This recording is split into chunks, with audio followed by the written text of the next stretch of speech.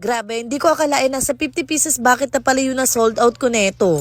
So yun na nga mga Mars, yan, meron na naman dumating sa atin na parcel today, pero eto hindi ka-egg-ekan dahil ito nga ay pagkakakitaan, yes. So eto lang naman yung dinagdag ko sa tindahan ko mga Mars ko, pero binabalik-balikan talaga ng mga bata dahil nga mura lang ang bentahan natin dito. So kung palagi nga kayo nanonood sa akin, alam nyo yan mga Mars ko, okay na sa akin yung kahit papano merong kinikita, basta nga mabilis maubos dahil mas malaki ang kikitain natin kung paulit-ulit naman silang bibili. So alam ko na alam nyo na dahil ayan nga, kitang-kita naman mga Mars ko, nag-unbox na naman tayo ng mga crunch dito. Paano ba naman kasi wala pang isang araw talagang sinasold out nila yung mga ino-order ko. Buti na lang mabilis sila mag-ship ngayon. And ngayon tuwang-tuwa nga ako kasi finally at meron na silang available na chocolate flavor. Ko, naalala ko na naman yung nag-comment kaya daw hindi ako ma-order ng chocolate dahil nga daw hindi daw masarap. Paano ba naman ang-order ang taong to kasi palagi na lang sold out ang chocolate. So anong gagawin natin para makabenta? Syempre order na lang tayo ng ibang flavor. Pero yun nga, since meron na nga silang stock na itong chocolate, umorder na nga ako. Dahil just naman sobrang bilis talaga nilang bilhin agad-agad to. At sa ngayon nga ayan, 8 bucket nga pala ulit yung in-order natin. So sa mga hindi nakakaalam mga Mars ko, ito po pala ay binibenta ko nga dito sa tindahan namin. Yes mga Mars ko, kung dati nga food trip lang namin to, hindi ko akalain talaga na pwede pala siyang pagkakitaan. And kung tatanungin mo naman magkano ang bentahan neto, ang bentahan po neto is 10 pesos lamang, yes. At ang gamit ko pong baso dito is yung 3 ounce. Opo, 3 ounce lang mga Mars ko. Para naman kahit paano meron tayong kikitain dahil kapag 5 ounce nga ang ating ginamit na baso ay day. Para ka na lang talaga nagtinda-tindahan, ganun. And ayun, kaya 10 pesos lang ang bentahan ko dito para ayun nga,